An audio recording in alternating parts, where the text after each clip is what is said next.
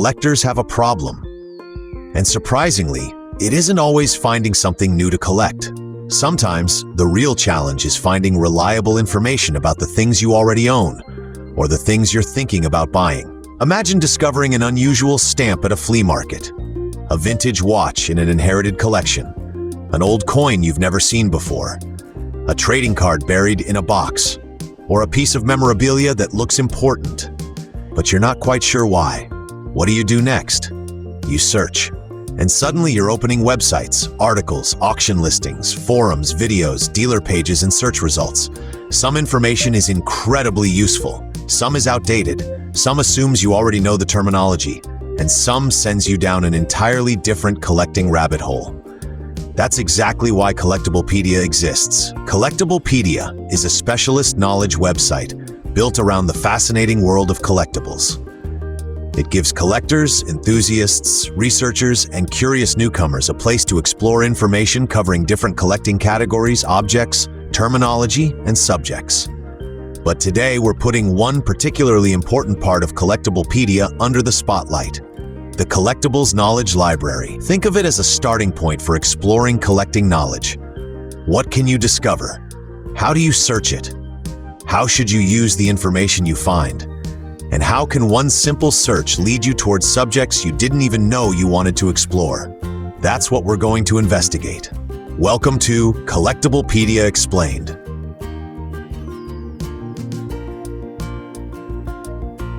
Before diving into the knowledge library, it's important to understand what Collectibles is trying to accomplish. At its core, Collectibles is about collecting knowledge. Because collecting isn't just about ownership. Knowledge can change the entire experience. Consider a coin. To one person, it's simply an old coin. But start researching it and suddenly there are questions. Who issued it? When? Where? What denomination is it? What metal was used? How many were produced? Were different versions created? What historical events surrounded its production? What terminology do collectors use to describe it? And what other coins belong to the same collecting area?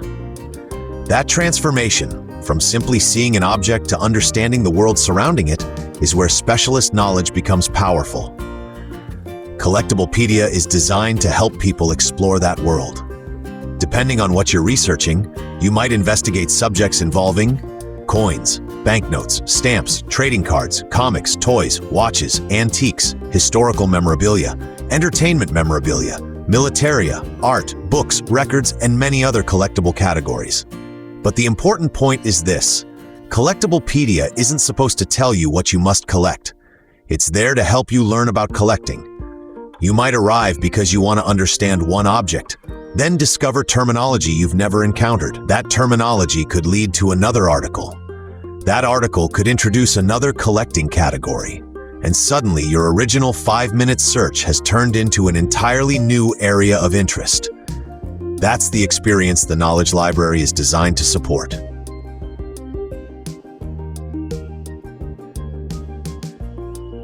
Let's imagine you're researching something specific.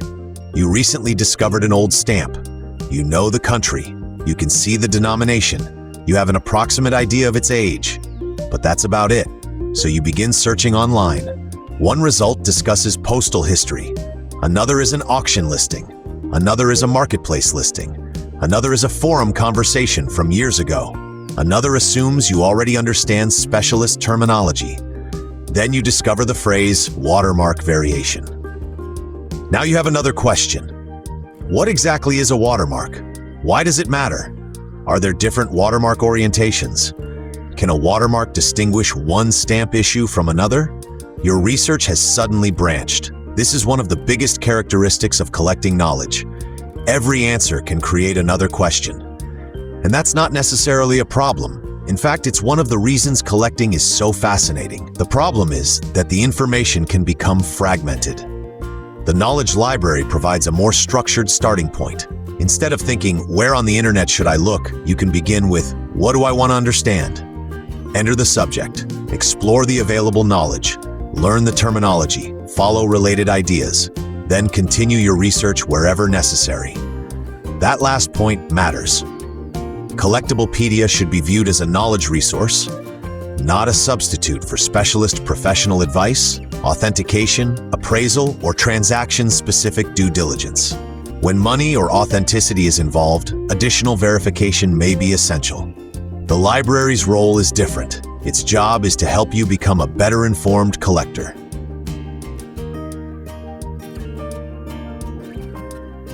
Now, let's actually explore the Collectibles Knowledge Library. Step 1. Open the library. Begin on Collectiblepedia. Navigate to the Knowledge Library area. This becomes your starting point for discovering collecting-related information.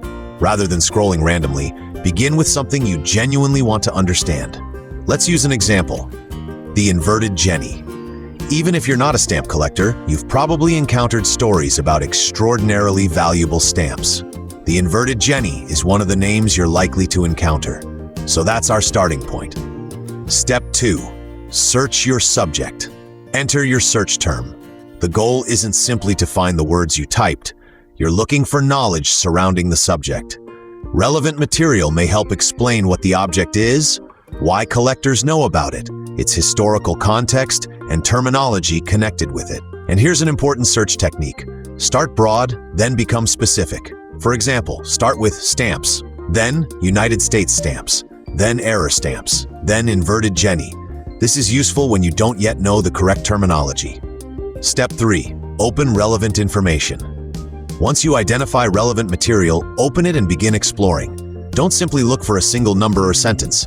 Ask questions. What is this? Why does it matter? What happened historically? What terminology is being used? Are there related objects? Are there other concepts I should investigate? That's how you turn passive reading into active collecting research. Step 4. Identify new search terms. This is one of the most powerful habits you can develop. Suppose an article introduces the term printing error. Search that.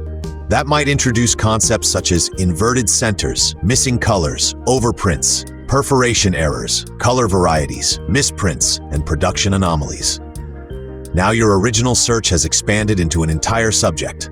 This is what we could call knowledge chaining. Search, learn, identify a new concept, search again, learn more, repeat. Step 5. Change the question. Don't only search by object name.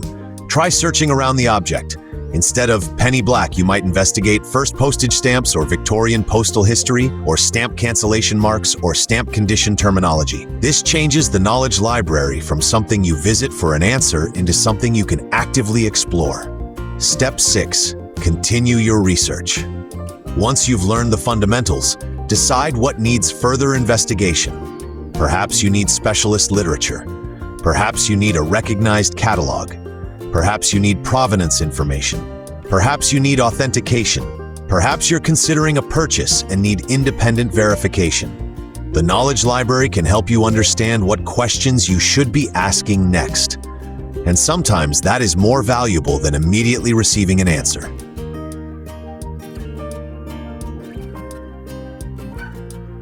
The Knowledge Library becomes considerably more useful when you stop treating it like a conventional search box. Here's why. Imagine searching Rolex Submariner. You could simply read information about that watch and leave. But a collector can go much further. Search mechanical watches, then dive watches, then watch movements, then watch reference numbers, then vintage watch condition, then watch authentication. You're building context. The same principle works across collecting categories. A comic collector could move from Action Comics #1 to Golden Age Comics, comic grading, restoration, first appearances, publication history. A coin collector could move from Morgan dollar to mint marks, coin grading, die varieties, silver coinage, United States mint history. A toy collector could move from Star Wars figures to vintage action figures, packaging variations, production dates, licensed merchandise, collecting terminology. This is where Collectiblepedia can become much more than a website you visit when you're stuck. It can become a discovery engine for your curiosity. And there's another benefit. The more terminology you understand, the better your future research can become. A beginner might search old coin with strange letter. An experienced collector might know to investigate mint marks. That vocabulary makes research dramatically more precise. Knowledge compounds. The more you understand, the better questions you can ask. and better questions can lead to better research.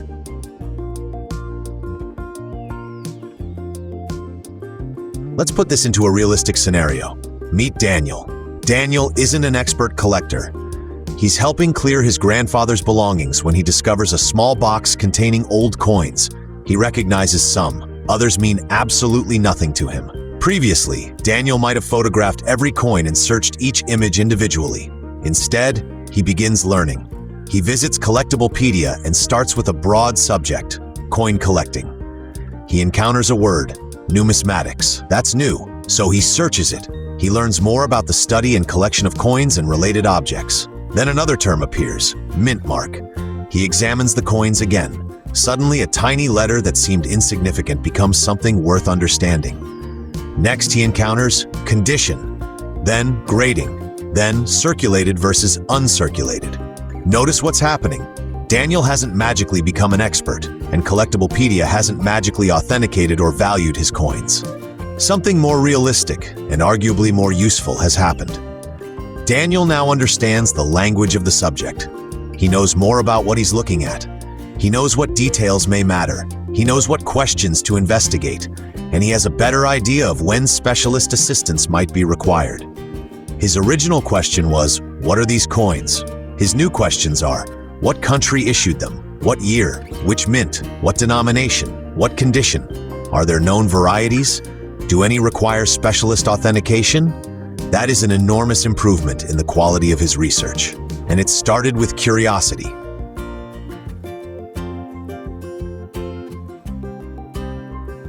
If you're using the Collectibles Knowledge Library, here are 5 ways to get considerably more from it. Tip 1. Don't search only for objects.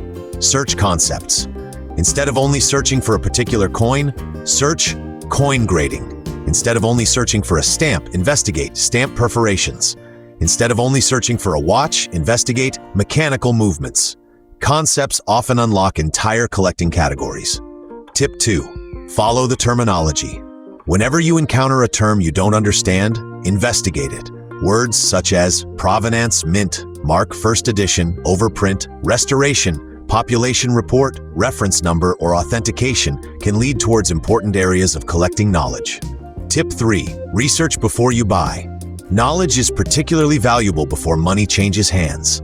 If you're considering an unfamiliar collectible, research the category, the terminology, common variations, condition factors, authentication considerations, and known risks.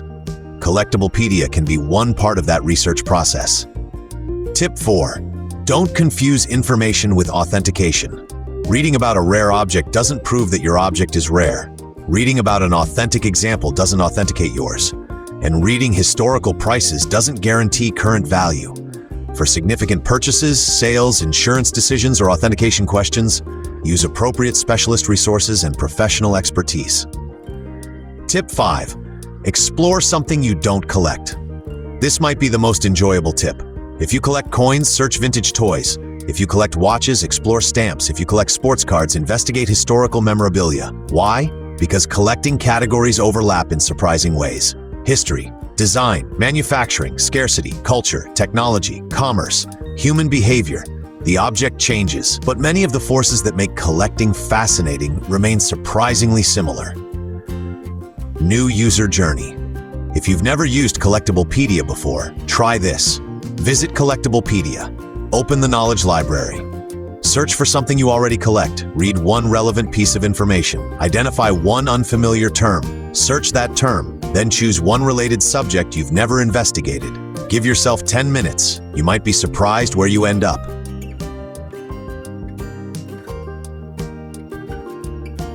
So, what have we learned?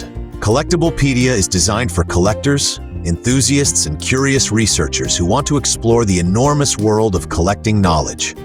And the Collectibles Knowledge Library gives you a starting point for that exploration. You can begin with an object, a category, a historical subject, a collecting term, or simply a question. From there, one piece of information can lead to another, and another, until what started as a simple search becomes a much deeper understanding of the subject. That's really the idea behind the Knowledge Library. It isn't about memorizing endless facts.